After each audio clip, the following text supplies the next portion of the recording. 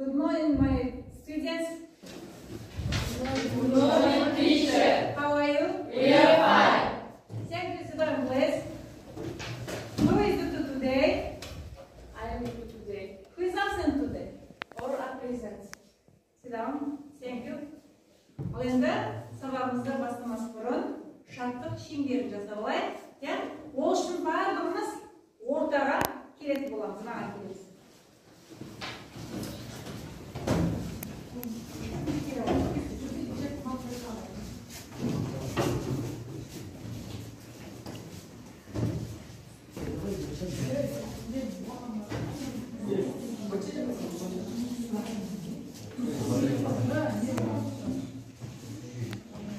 Ал енді балалар бүгінгі күнге, яғни бүгінгі күнімізге сәттілік тілейміз. Және оны үш тілде жалғастыруға болады. Қазақша, орысша не болмаса, ағылшынша тілде жалғастыруға болады. I wish you good luck. I wish you blessed well. I wish you too good luck. I wish you all the best. I wish you are the best. I wish you are the best. I wish you very smart. I wish you get more. I wish you good to you today. I wish you happy. I wish you good job. I wish you very smart. I wish you look amazing today. Thank you, my students. Sit down, please. Рахмет, барлығына бүгін сәтті, көңілді күн.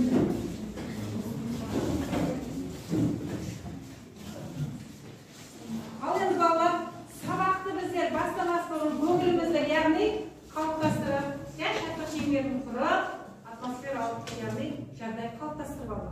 Енді сабағымызды бұрын, яғни біз топқа бөлініп алып керек.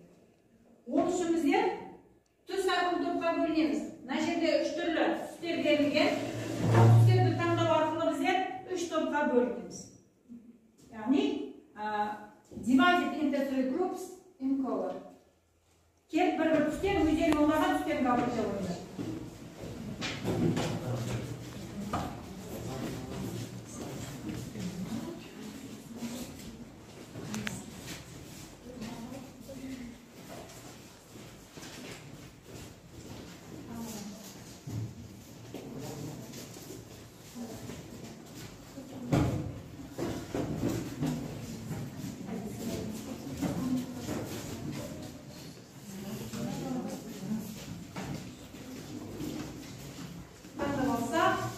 Түстер бойынша, таңдаған түстер бойынша топтасуларына болады.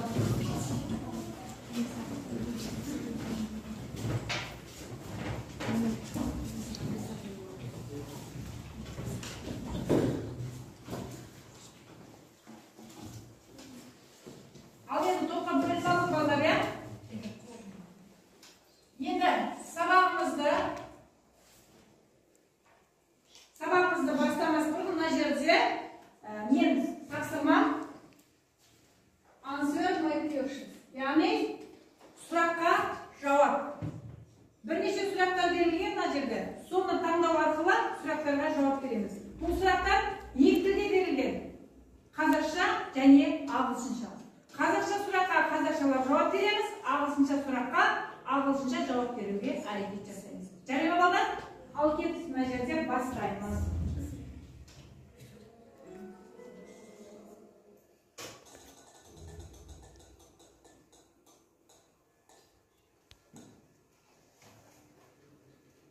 Ал қайсы оқушы жауап береді? Дайын оқушы бар ма?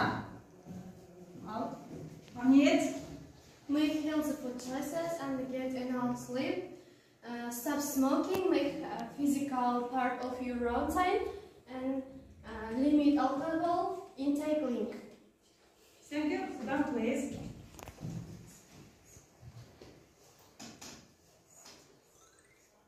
Ал енді келесі сұрақты таңдаймыз.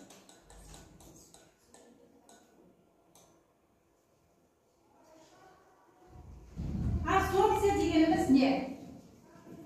Абсорбция дегеніміз қандай да бір зат молекуласының белгілі бір шекараға жіктелуі.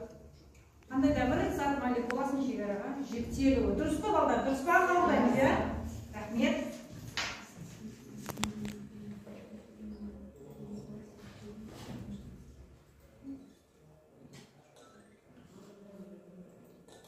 Айтылған сұрақтарды алып тастап жатырмыз, иә?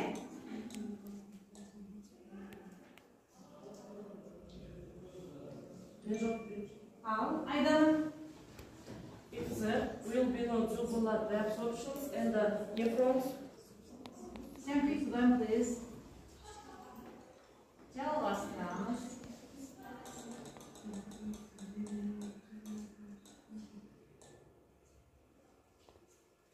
Ал енді сұрақ нефронның құрылысы мен қызметі. Нефронның құрылысы мен қызметі Айдана. нефрон адам және басқа да омыртқалардың құрылымдық әрі қызметтік бірлігі. Нефрон кеңейтілген капсуладан және бүйрек бөлшекшесінен құралған. Рахмет. Ал енді қалған сұрақтарды көреміз. Белсенділік танытамыз балдар. Жауап беруге. Ультрасөзу немесе жай сөзу үдерісі дегеніміз не? Ультрасөзу немесе жай сөзу үдерісі дегеніміз не? Трансформация, яғни нефронның құрылысы мен тақырыбына байланысты. Солай ма? Ал кім жауап береді екен? Ал Ұлдана. Бірінші реттік зат түзілу деп аталады. Яғни ультрасөзу немесе жай сөзу үдерісі дегеніміз, яғни ол бірінші реттік заттың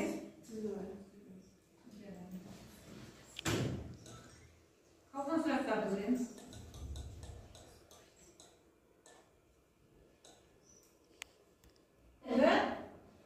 Мына сұраққа кім жауап береді екен?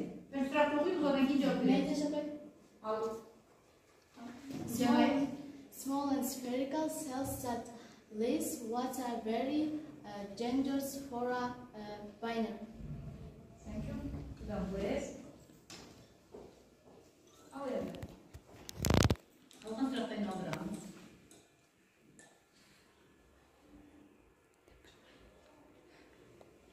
Ал кім жауап береді? Алдық қояқ. The body removes excess nitrogen with fluid and water. Қалған сұрақтарды тағы алдырамыз. Екі сұрақ қалды, е балдар? Солай ма? Ал енді реабсорбция дегеніміз. Рахмет. Реабсорбция дегеніміз кері сіңіру үдерісі, яғни қанға түскен заттарды кері қайтару. Бірінші реттік үрдерден 150-170 литр болса, реабсорбция нәтижесінде 1,5 литр екінші реттік зат қалады. Ona реабсорбция үдерісі деп аталады. Рахмет.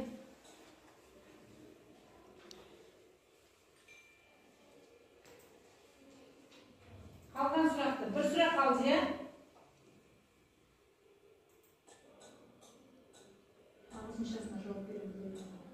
Реабсорбцияны жөнді. Тураниян барлық алынған. Ал жарайсыз, кейінгі сұраққа.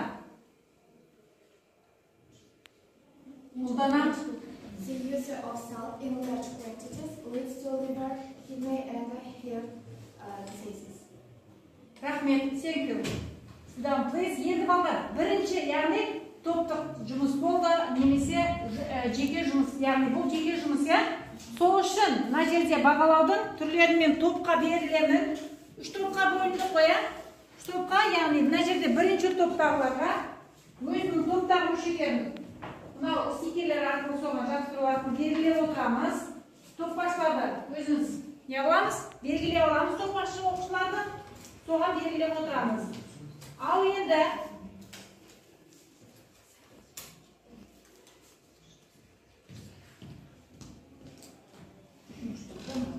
тек топтық жасаған жұмыстарды не аламыз?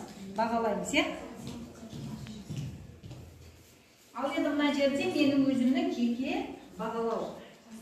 Қазіргі жауап берген оқушыларға браво. Яғни осылай жауап берген оқушыларға өзім жеке бағалап отырамын.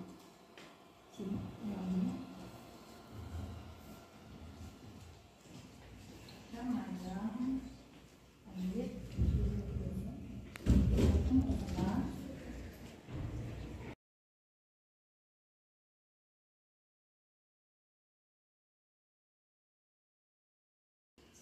Aydana. Болды, е? Ал енді ажырта салғансам.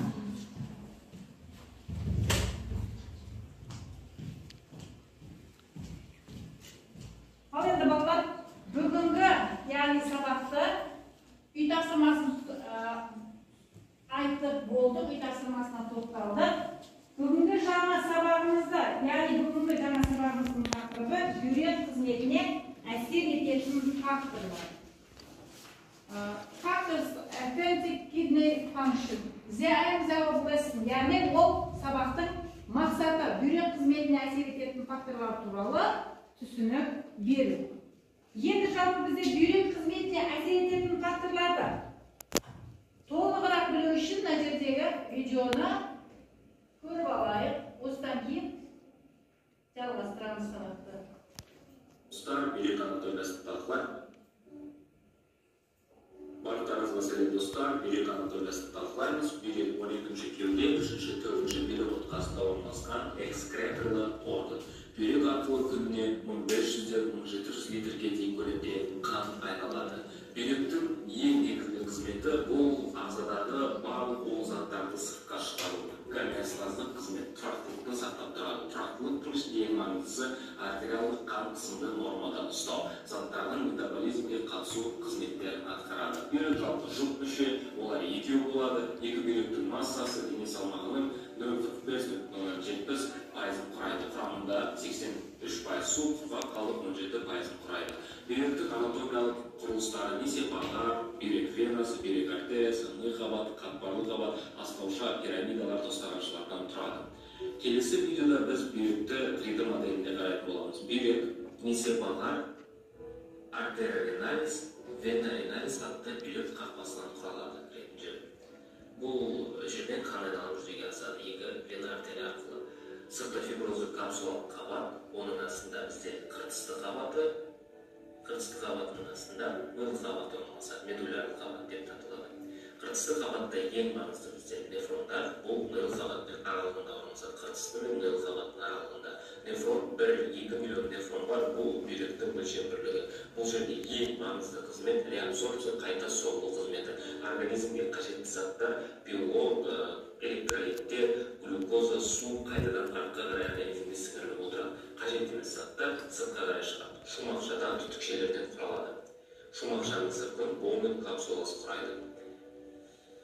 Видеода көріп отырғандарыңыздай шумақшаның ішінде майда капиллярлы тор болады. Осы капиллярлы тордан біріншілік белоктар организмге қайтадан сіңіріліп отырылады. Альбумин, глобулин белоктар, гломеруладан өттеріне қараңыздар. Ақ сарғыш түсті құрылым бұл бізде белоктар. Бұл организмге қажет онкотикалық қысымды сақтап отыру үшін.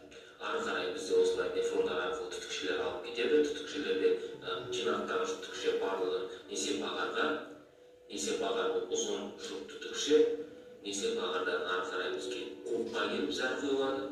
Қуықтың өзіндік диаметрі толғанша зәр сақталады. Қуықтан ары қарай несеп түтікше арқылы зәр сыртқа қарай шығарылады. Назарларыңызға көп-көп рахмет. Ал енді жалпы біздер балалар бүйректің қызметі туралы бірнеше мәліметтерді алдық. Енді оқулықты ашып қарап шығайықшы екен. Біздің оқулықты салыстырып, бүгінгі күні жазып дәптерімізге оқулықты қарап өтейік. Уақыт берейін сіздерге. When the stakes are high at work, your tone matters. Grammarly's advanced tone suggestions can help. Because when you write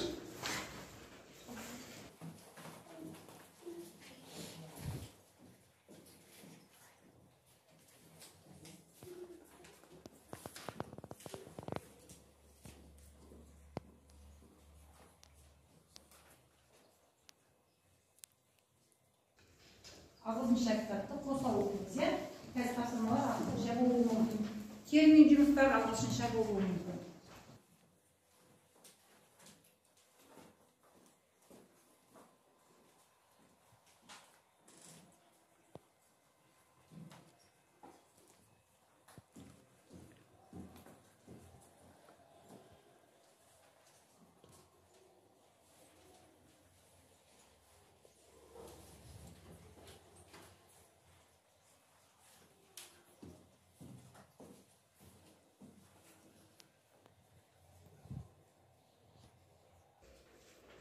Құқықтан мәлімет алып болдық па?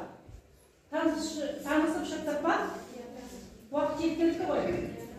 Ал енді ары қарай тапсырмалармен жалғастырамыз. Ал енді жалпы бірінші осы оқулықпен танысып шыққан кезде бүйрек туралы қандай мәліметтер немесе не білдік? Қайсы топтан бастаймыз? Ал Айдана. Бүйрек қызметіне әсер ететін факторлар алуан түрлі.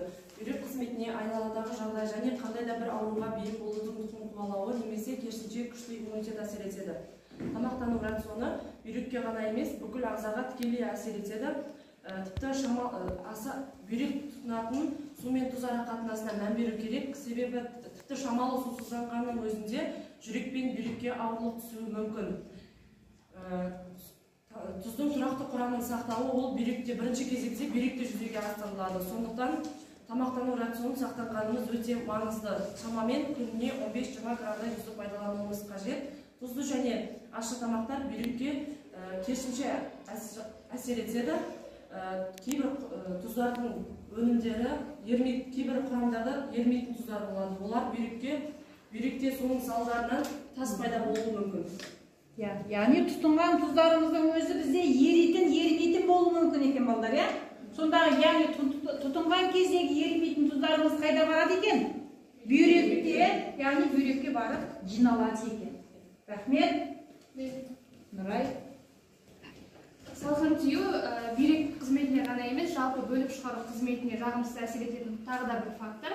Ауа райы салқын кезде белді жамбас бөлігін жауып тұратын киім-киіміміз қажет. Өйткені бел жамбас бөліктері суықтаған жағдайда қан айналымы ерекшелігіне байланысты салқын қан бүйрек байқаған жағдайда міндетті түрде дәрігерге жүгініп анализге қан тапсыру қажет. Анализге қан тапсыру қажет. Және кім жалғастырады? Видеодан болсаңыз, өзіңіз оқулықтан, әдебиет, басқа оқушылар. Дәрілік препараттарда бүйрекке кері әсерін еткізеді, яғни кез келген дәрінің нұсқаулығын алып фармакокинетика деген жерді оқитын болсақ, ол жерде бүйрек және бауыр арқылы сыртқа шығарылады деп жазылған. Сондықтан кез келген дәріні дәрігердің кеңесінсіз арқылы пайдалану беруге болмайды. Мен айтайыншы? Иә.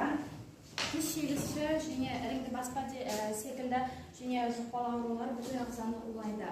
Олар ауру тудыратын микробтардың несі адамның қанына түседі.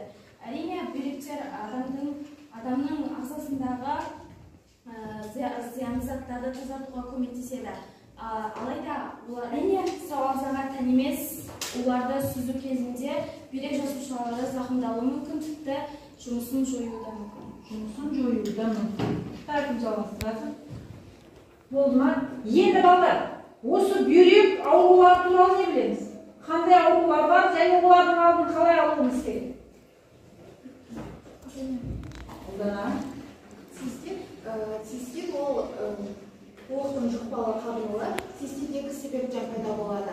Біріншісі жалпы ағзаға немесе бөліп шығару мүшелеріне суық тигенде, ал екіншісі қолықтағы өрлеме жұқпар.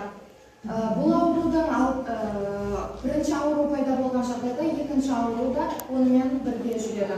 Цистит пайда болған жағдайда пиелонофриттің пайда болуы мүмкін. Пиелонофрит ол ауру цистит пайда болса, пиелонофрит ол жасырын өтеді. Цистит ауруы пайда болған жағдайда цистит ауруы пайда болған жағдайда пиелонофрит табу керек. Арнайы анализдер тапсыру керек. Ал рахмет. Ал Бегас, осы бүйрек аурулары туралы не айта аласың? Қандай ауру туралы сен білесің? Не оқыдың яғни?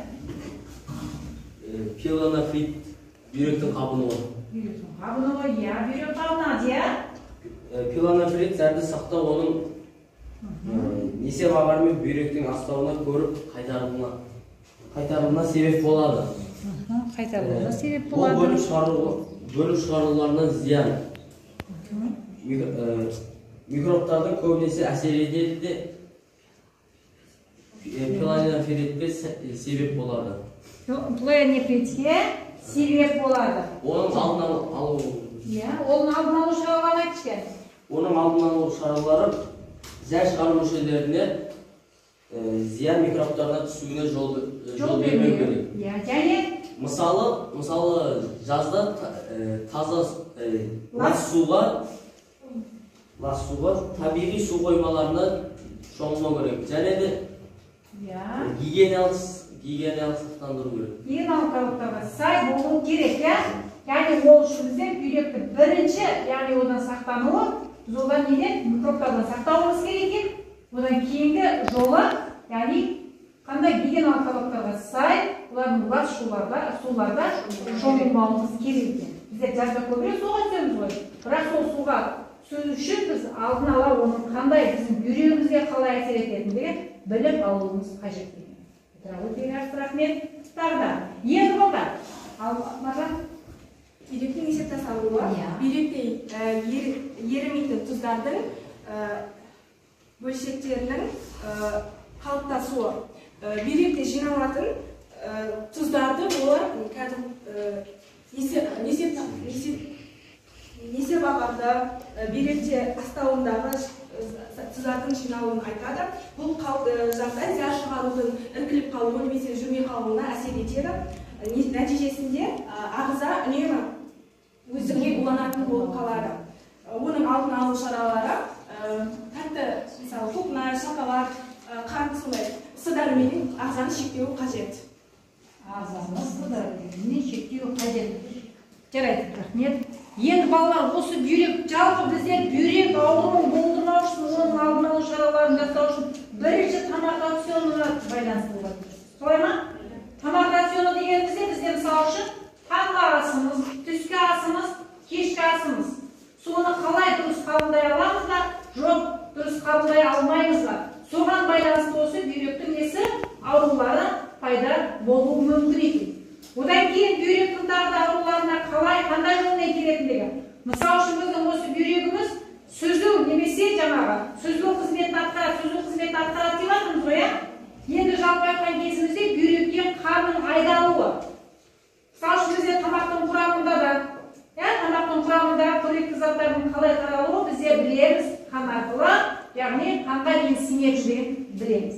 Енді осы бүйрек аурудың тағы да бір түрлерін, олардың алдын алу шараларын айтатын болсақ, көбінесе бізде кешке қарай, күн батқан кезде, мысалы үшін күн батардан алды не болмаса күн батқан кезімізде отырған жерімізге мән беруіміз керек.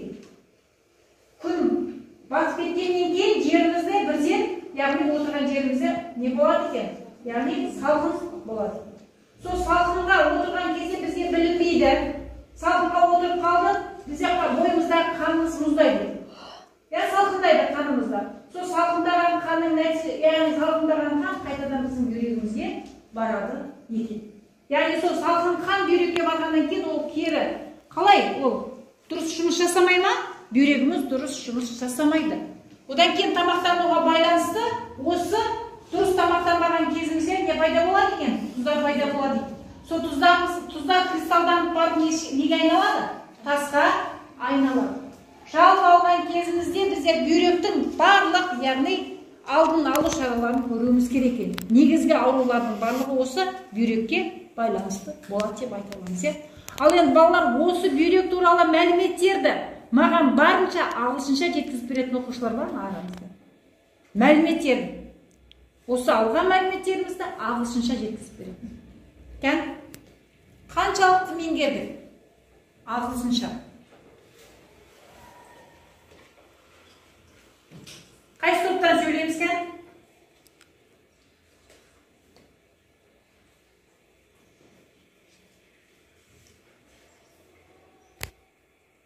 Ағылшынша жалғастыратын оқушылар, Аллах ниет.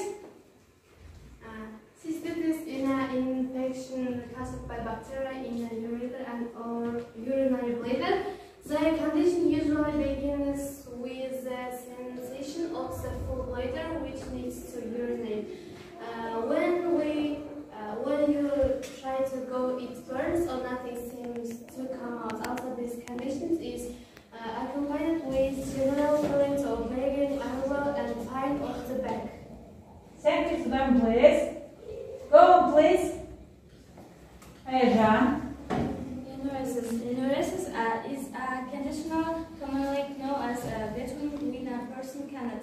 unilateral urination often during sleep. Involuntary urination results from the small urinary bladder, urinary tract infection, deep sleep, and severe stress. Thank you. Go on, please. Saya. Accident of mineral and the cells can be contained in weird and firm crystal. Building of two crystals become cells in kidney. Thank you. John, go please. To prevent kidney diseases, you must follow Kegate. Produce bacteria enter to your kidneys. That's why must keep it clean. What that you should use user observation. Rahmet. Cevap baba. Ötekini alışın dilinde de yetkizip bire aldık ya. Al endi olsa algışı kitapta açıp koyamızda algışı kitaptaga termin sözlerge qarab o'tishgan. Kelesi dasturma termin sözlerinden жалғастырамыз. Termin sözlerinden жалғастырамыз. Дәптеріңізді алышып, терmin sözlerді жазып алуға болады.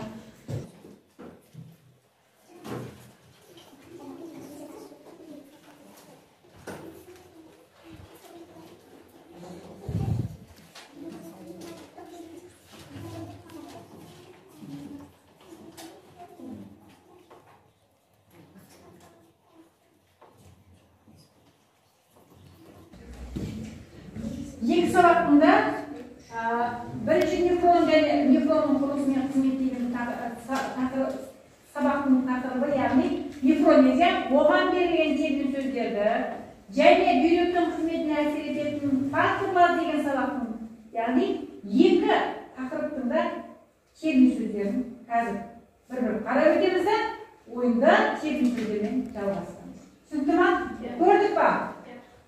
Білеміз ба? Ал енді ажақылай термин сөздермен жалғастырамыз онда. Барлық оқушы топ басшылар, барлық, яғни өздерінің топ мүшелерін қатыстыруға әрекет жасаңдар. Ешкім қатыспай қалмау керек сабаққа. Түсінікті ма?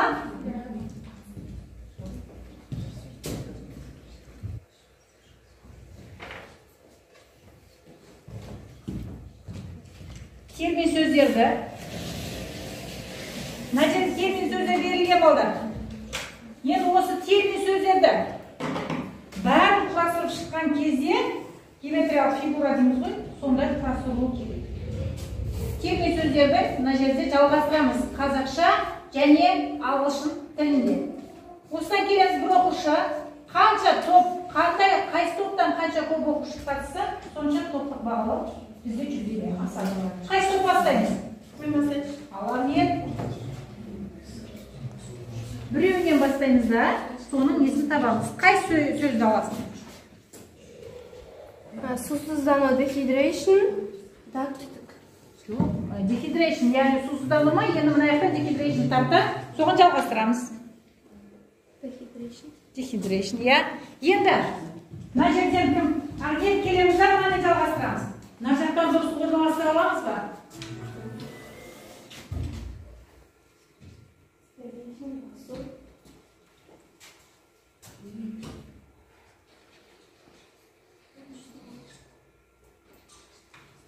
Thank you. Now, please. Come down. Go, please. Нұрсая. Мынаны жалғастырамыз енді. Құрастырып кетті, иә? Ал енді сол бір сөзді жалғастырамыз. Капсула, капсул. Капсула, капсул. Ал енді мына жақтан термин сөздердің орнына қоямыз тез-тез.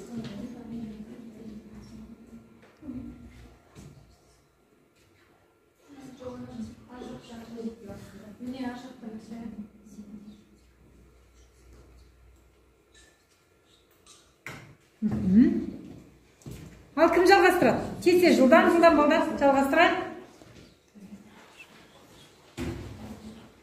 Аяжан.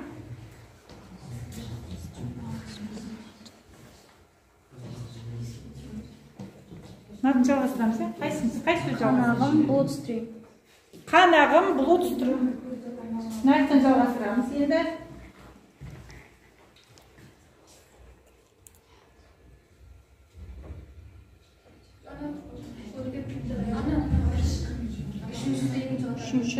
Үшінші рядда екінші.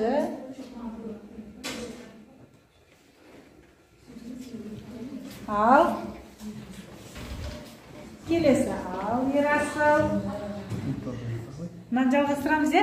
Мына сөздің қайсысын? Жалғастырамыз. Мына жақтан жалғастырамыз, не жақтан алып жалғастырамыз. Қайсысын? Мысалы үшін мынаны ал, қандай сөз мынау? Лук па? Лук деген қандай еді? Иін. Мынаны күтеміз. Ал енді сен аяқтан бар. Жалғастырсын. Мына жерде иен дедің бә? Иен осының ағылшыншасын о аты алып орналастырасың. Керемет. Ал кім жалғастырады тағы да? Келе қолдана.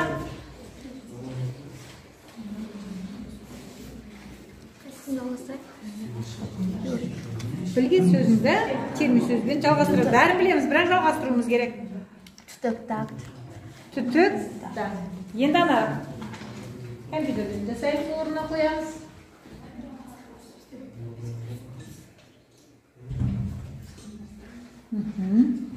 Тез жалғастырамыз. Кім келеді екен?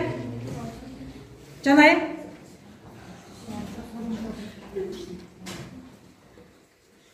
Мынаяқтан жалғастырамыз. Мынам сөздердің. Иә. Мына сөз бар, мына сөз бар. Қайсын жалғастырамыз? Қандай сөз таптың? Райыс көтерілу. Райыс көтерілу. Жаңа сөз қойсақ.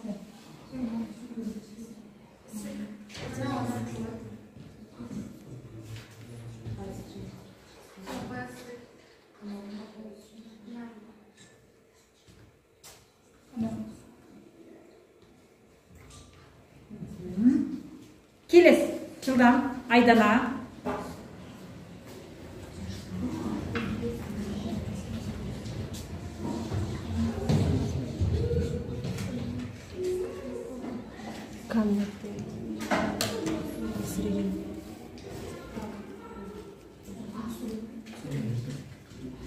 Терме сөздерге қарап отырамыз балдар.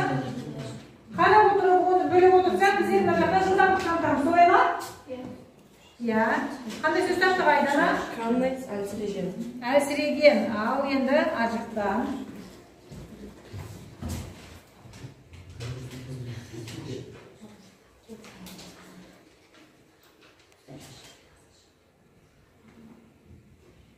Қандай сөз еді? Ал? Кәне. Мына тұрған, шетінде тұрған.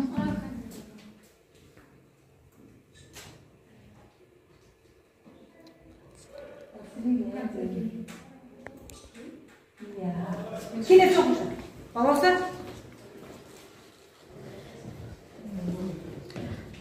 Түтікше. Түтікше. Түтікше table. In English? Table.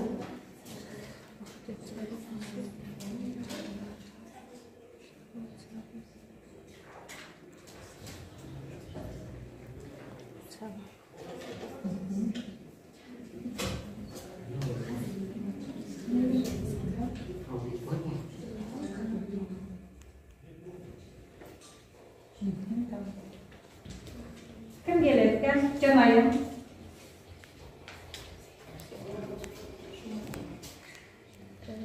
Мына сөзбен жалғастырамыз, иә? Urinary bladder block. Urinary bladder. Иә. Ол қандай сөз? Қолық. Urinary bladder.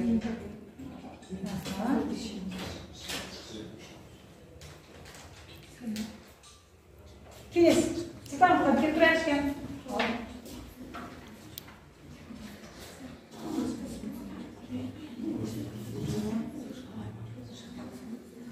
Мына сөздердің біреуін жалғастырамыз, мына сөздердің біреуін қайсы тура келеді, қайсы ағылшынша және қазақша берілген.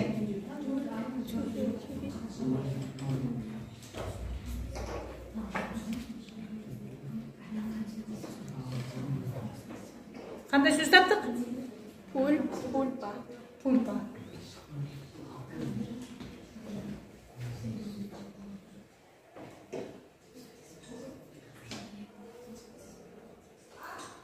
Ya. Kelesi o'qish. Amir. Asim. Mirjan. Neye? Katılmayımız.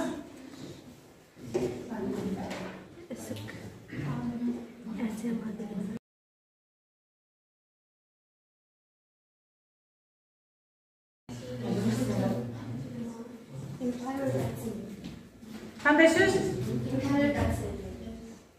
Ansirgen.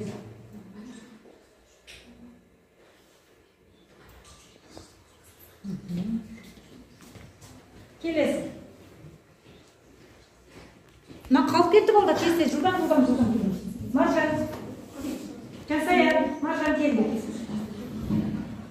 Топ başlar, o'zim to'ptamda o'qishlar qastroq aytib ketsin. Kadan жалғастырамыз, ya. Мына мысалы шуны сөздің жауабы мына жақта, мына жақта. Соны ар жаққа қойсақ, сонда яғни біздің интеграл фигурамыз шығуы керек. Жылдамдық және білгірлік керек.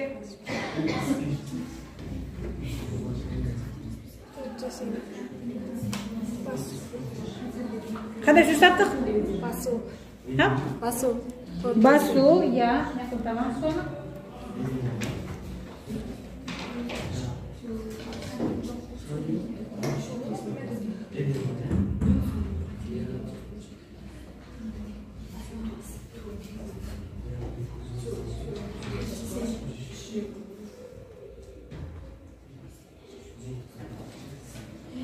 Hoş yani, birbirine hoş. Басу қойылып қалған емес па?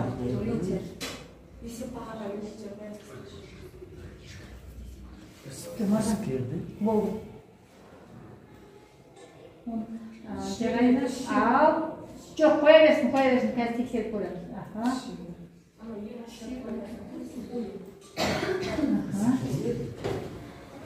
Ұлдан әкелеміз.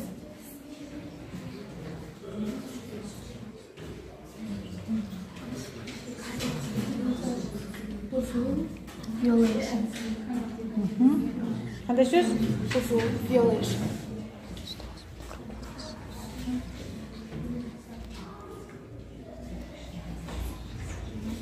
Violation. Buzu. Жылдам. Тағы кім келеді? Нұрсаян. Бегарс. Неғып келмейміз? Келіңдер тез-тез. Жылдам. Маржан. Иә. Жарайды, жақсы. Лумбер белдік. Белдік. Тағы да, кел. Ерасыл. Тағы оқушылар бар ма? Кел, жанайып. Маржан.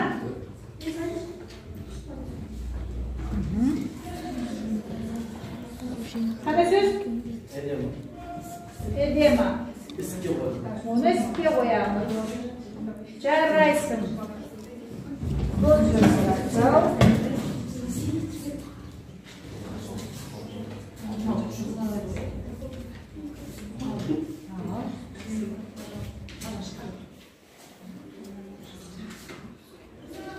Мына жерге қойып кетеміз.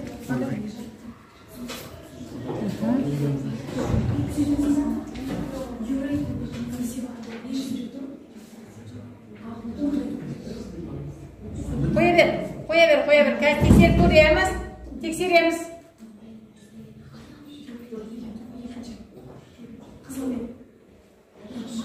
Қойсайшы, біреуіне қоя бер. Иә. Қалған сөздерді орнына қоя аламыз ба? Жылдам анау жерде. Мен қойыншы.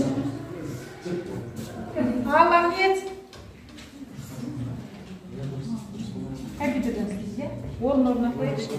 Қазір тексереміз.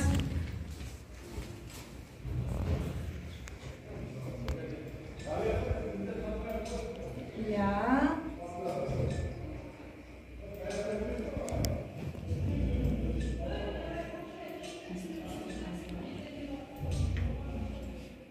Қойылмай қалды. Коннект деген консервирге келді.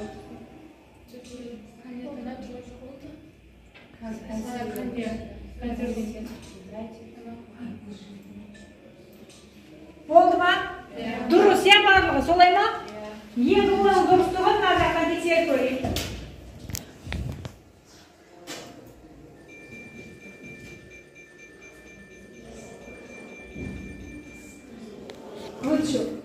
Барлығын дұрыс құрастыра алды.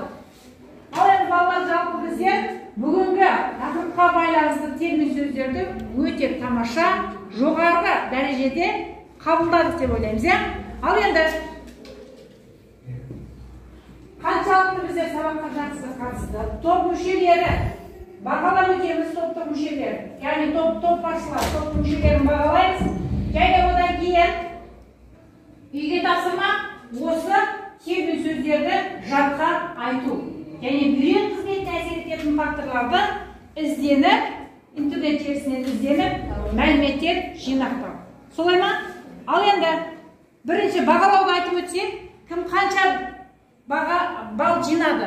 Енді менің өзімнің таратып отқан, қолымдағы таратып отқан нем бойынша жеке бағалауым едім. Әр оқушыға кім қаншалықты беріп отырдым, я бағалап отырдым.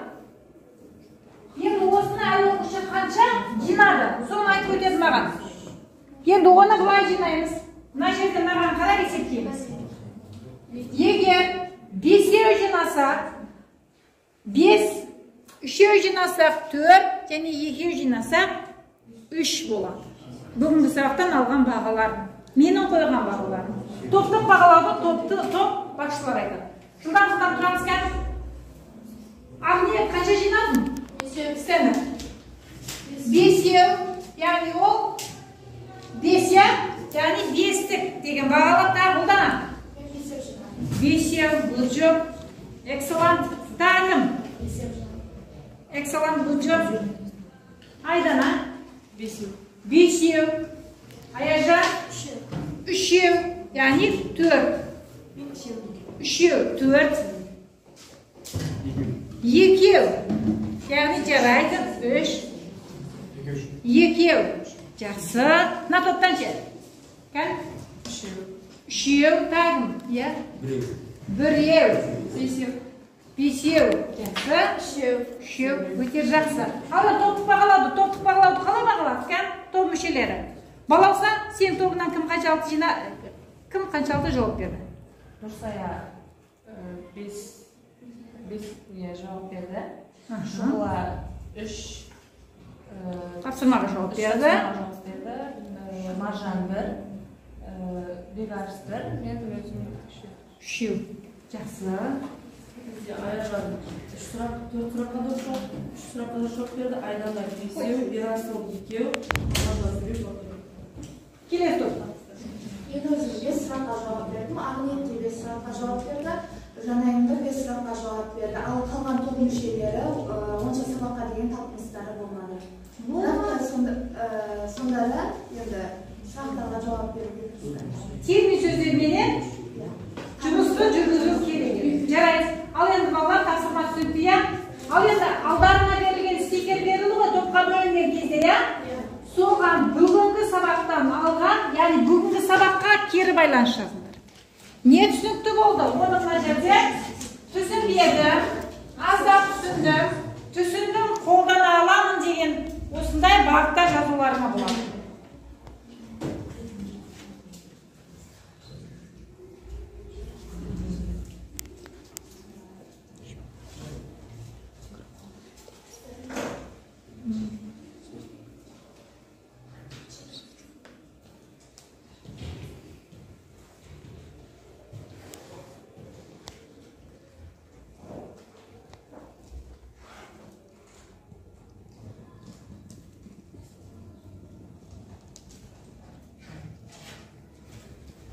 Жақсы, кел, қай неде қаншалықты меңгердік сабақты?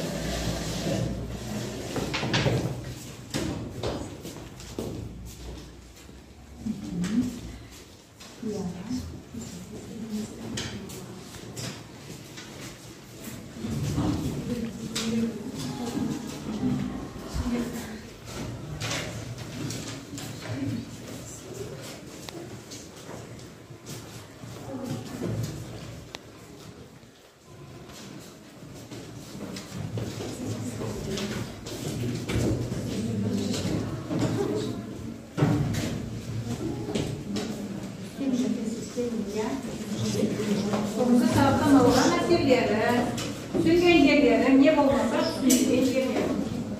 Қандай жерде, қандай нәрсе түсінікті болды, не болмаса болмады. Өте жақсы. Тапсырма түсінікті ғой балдар, иә? Тапсырма түсінікті болса, енді сабағымыз аяқталды. Сау болыңдар.